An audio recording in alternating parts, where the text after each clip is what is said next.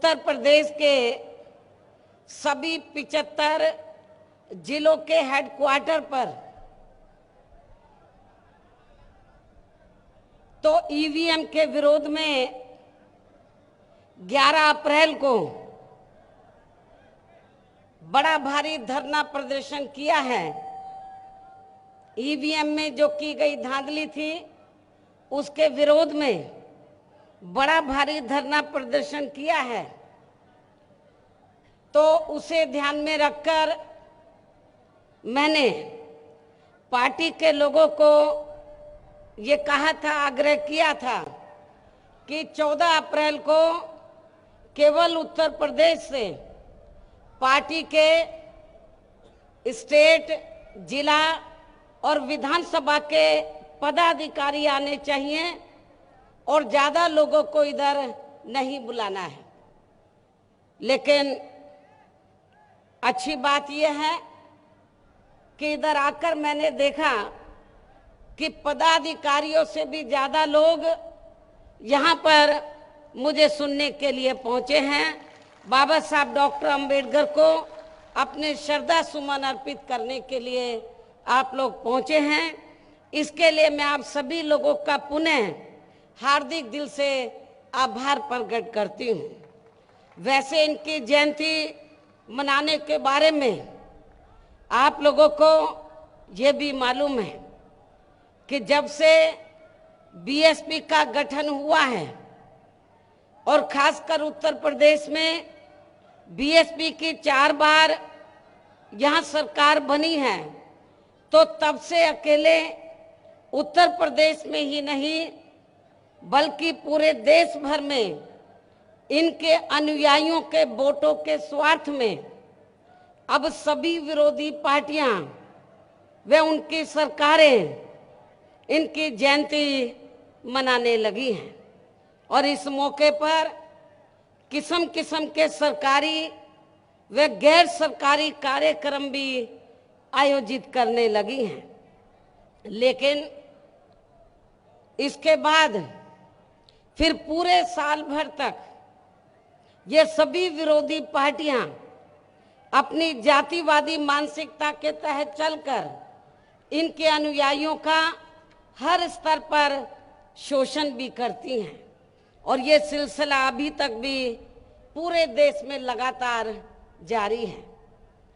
और इतना ही नहीं बल्कि जब तक बाबा साहब डॉक्टर भीमराव अंबेडकर जीवित रहे तो तब तक इनके पुरखों ने भी बाबा साहब डॉक्टर अंबेडकर के रास्तों में किस्म किस्म के रोड़े पैदा किए हैं ताकि बाबा साहब डॉक्टर अंबेडकर अपने इन दलितों, आदिवासियों, अन्य पिछड़े वर्गों एवं अन्य उपेक्षित वर्गों के लोगों को अपने पैरों पर खड़ा ना कर सके।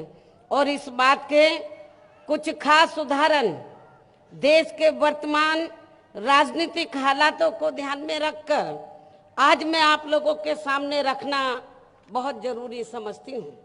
और इस मामले में वैसे आप लोगों को ये मालूम है कि अंग्रेजों की हुकूमत के दौरान यहाँ दलित, आदिवासी व अन्य पिछड़े वर्गों के लोग जिन्हें पहले पूरे देश में हिंदूवादी वर्ण व्यवस्था के तहत शूद्र व अति शूद्रों के नाम से जाना जाता था।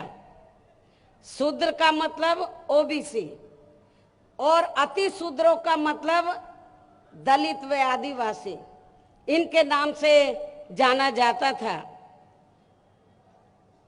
तो ये लोग अंग्रेजों की हुकूमत के दौरान,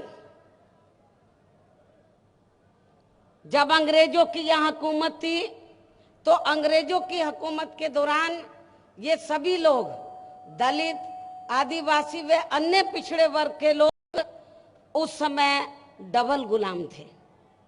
उस समय ये लोग डबल गुलाम थे, एक अंग्रेजों के और दूसरा हिंदुत्ववादी लोगों के।